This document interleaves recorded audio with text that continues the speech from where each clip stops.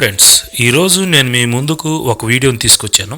మనకి కాపీరైట్స్ వచ్చినప్పుడు ఎలా తెలుసుకోవాలి, ఆ వీడియోకి ఎంతవరకు ఎఫెక్ట్ ఉంటుంది, కాపీరైట్ అంటే ఏంటి, కాపీరైట్ ఎవరిస్తారు, ఈ ప్రాబ్లమ్ని ఏ విధంగా సాల్వ్ చేసుకోవాలో ఈరోజు మనం ఈ వీడియోలో తెలుసుకుందాం. మీరు కనుక నా ఛానల్ని మొదటగా చూస్తున్నట్లయితే సబ్స్క్రైబ్ చేసుకోండి.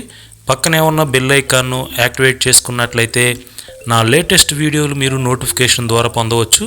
టాపిక్లోనికి వెళ్తే మనకి కాపీరైట్స్ వచ్చిందని మనకి ఎలా తెలుస్తుందంటే మనం రెండు విధాలుగా తెలుసుకోవచ్చు. ఒకటి, మన యూట్యూబ్ డాష్బోర్డ్లో ఇంపార్టెంట్ నోటిఫికేషన్స్ దగ్గర వ్యూ ఆప్షన్ను సెలెక్ట్ చేస్తే ఈ విధంగా చూపిస్తుంది.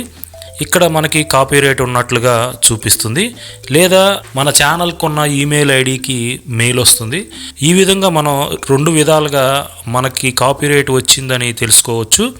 కాపీరైట్ వస్తే మన వీడియోకి ఏమాత్రం ఎఫెక్ట్ అవుతుంది అంటే మోనిటైజేషన్ ఎనేబుల్ అయిన వారు ఈ వీడియో మీద వచ్చే రెవెన్యూ అంతా కూడా మనకి ఎవరైతే కాపీరైట్స్ ఇచ్చారో వాళ్ళకి చెందుతుంది. కాపీరైట్ అంటే ఏదైనా సాహిత్యం, కళాత్మక లేదా సంగీతపరమైన కళాఖండాలు సృష్టికర్తకు వాటిని వినియోగమును నియంత్రించుటకు, వాణిజ్యపరంగా వినియోగించుటకు గల ప్రత్యేక హక్కులే దీన్నే కాపీరైట్ అంటారు. కాపీరైట్ ఎవరిస్తారంటే ఈ మ్యూజిక్కి ఎవరైతే అన్ని హక్కులు కలిగి ఉంటారో మనం వాళ్ళ అనుమతి లేకుండా ఉపయోగించినందుకు మనకి కాపీరైట్ ఇస్తారు.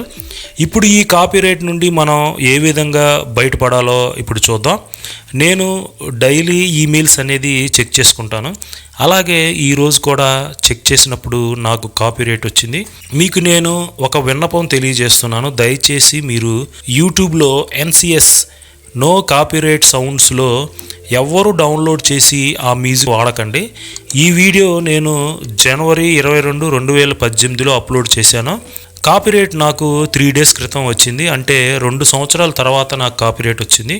నాకు తెలియక నేను చాలా వీడియోలకి ఈ NCSలో డౌన్లోడ్ చేసుకొని చాలా వీడియోలకి అయితే నేను మ్యూజిక్ వాడాను. నాకు చాలా కాపీరైట్స్ కూడా వస్తున్నాయి. మనం వెంటనే తెలుసుకొని ఈ కాపీరైట్ను సాల్వ్ చేసుకోవాలి. ఇప్పుడు ఈ కాపీరైట్ని మనం ఎలా సాల్వ్ చేసుకోవాలో చూద్దాం. నా మెయిల్ను ఓపెన్ చేసి ఈ విధంగా ఓపెన్ అవుతుంది. ఇక్కడ కాపీరైట్ ఓనర్కి సంబంధించిన మెటీరియల్ నా వీడియోలో ఉందని చెప్తున్నాడు.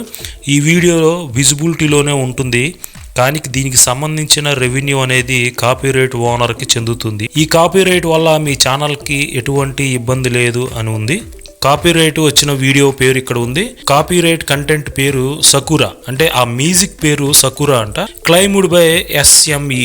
ఈ SME వాళ్ళు నా కాపీరైట్ ఇచ్చారు. కింద చూస్తే వ్యూ ఆప్షన్ను సెలెక్ట్ చేస్తే ఈ విధంగా ఒక పాపప్ ఓపెన్ అవుతుంది. ఇక్కడ ఛానల్ ఇంపాక్ట్ దగ్గర నో ఎఫెక్టెడ్ అని ఉంది, విజిబిలిటీ దగ్గర పబ్లిక్ అని ఉంది, మోనిటైజేషన్ దగ్గర ఇన్ఎలిజిబుల్ అని ఉంది. ఇక్కడ డాలర్ సింబల్ రెడ్ కలర్లో ఉంది. నేను డాలర్ సింబల్స్ ఎన్ని రకాలు ఉంటాయి, వాటి వల్ల ఉపయోగం ఏంటి అనేది నేను ఒక వీడియో చేశాను.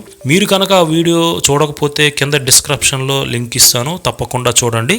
ఇక్కడ చూస్తే నా వీడియో లెంత్ 3 నిమిషాల 9 సెకండ్లు ఉంది. 41 సెకండ్ల నుండి ఈ వీడియో చివరి వరకు మ్యూజిక్ అనేది కాపీరైట్ వచ్చింది.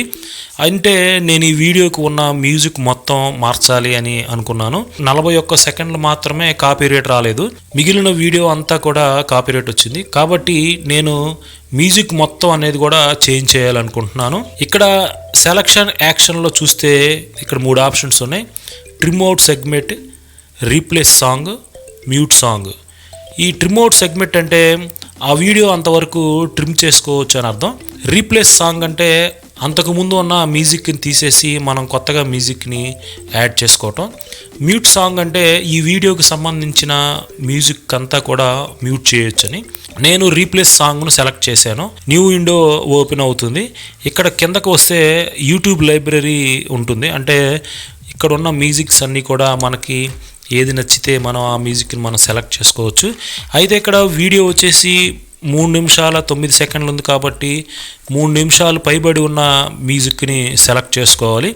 ఈ విధంగా నేను కొన్ని మ్యూజిక్లను అయితే చూసి నాకు నచ్చిన మ్యూజిక్ని 3 నిమిషాల పైన ఉన్న మ్యూజిక్ని సెలెక్ట్ చేసుకున్నాను.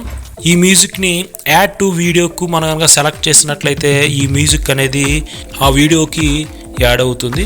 ఈ మ్యూజిక్ను కూడా మనం అడ్జస్ట్ చేసుకోవచ్చు. ఒకవేళ మనకి ఎంతవరకు కావాలో అంతవరకు మనం అడ్జస్ట్ చేసుకోవచ్చు, లేదా మనకి పూర్తిగా ఈ మ్యూజిక్ అనేది కావాలనుకుంటే స్టార్టింగ్ నుంచి ఎండింగ్ వరకు అడ్జస్ట్ చేసుకోవచ్చు మనం.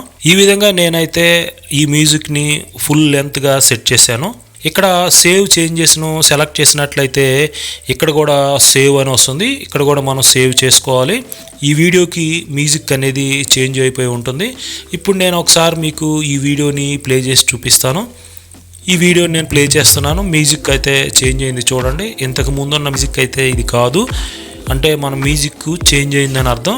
ఈ మ్యూజిక్ నేను ప్లే చేయొచ్చు. ఇంతకు ముందున్న మ్యూజిక్ అయితే నేను ప్లే చేయకూడదు, ఎందుకంటే మళ్ళీ నాకు అది కాపీరైట్ వస్తుంది. యూట్యూబ్ లైబ్రరీలో నుంచి ఉన్న మ్యూజిక్ నేను యాడ్ చేసుకున్నాను కాబట్టి నాకు ఇబ్బంది ఏమీ ఉండదు, ప్లే చేశాను నేను. ఈ కాపీరైట్ ప్రాబ్లం అనేది మనకు సాల్వ్ అయిందో లేదో కూడా మనం తెలుసుకోవాలనుకుంటే మరలా తిరిగి మనం డాష్ బోర్డుకి రావాలి.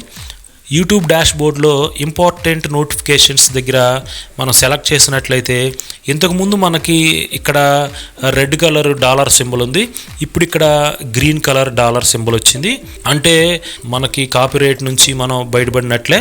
ఈ డాలర్ అనేది గ్రీన్ కలర్గా మారిపోయింది. ఈ విధంగా ఈ కాపీరైట్ ప్రాబ్లం అనేది మనం సాల్వ్ చేసుకున్నట్లే. ఈ విధంగా మనం ఈరోజు మన వీడియోకి కాపీరైట్ వస్తే ఏం చేయాలి, ఎలా చేయాలి, మ్యూజిక్ని ఎలా చేంజ్ చేసుకోవాలనేది ఈరోజు మనం ఈ వీడియోలో తెలుసుకున్నాం. ఈ వీడియోని మీరు మొదటి నుంచి చివరి వరకు చూసినట్లయితే చాలా థ్యాంక్ యూ ఫ్రెండ్స్.